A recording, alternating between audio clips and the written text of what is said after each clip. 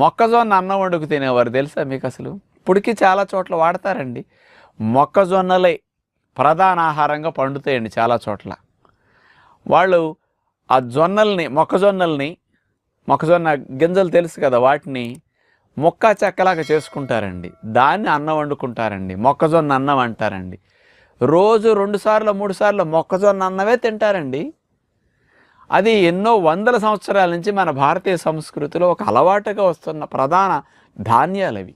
ఇప్పుడు మనం బయటికి వెళ్ళినప్పుడు ఏ భోజనం లేదండి, మీరు ఉదయం సాయంకాలం ఫ్రూట్స్ తిన్నారు, లంచ్ ఏదో ఒకటి తినాలి. మీకు ఒక ఐడియా ఏంటంటే, ఇప్పుడు సిటీలో ఎక్కడ పడ్డా రాష్ట్రమంతటా 2 ఆహారాలు భలే అందుబాటులో ఉన్నాయి. నేను వాటికి కార్న్ మీల్ అని పేరు పెట్టాను. స్వీట్ కార్న్ మీల్ అవ్వచ్చు, మామూలు కార్న్ మీల్ అవ్వచ్చు. 2 రకాల కార్న్స్ ఉన్నాయి ఇక్కడ. 100 grams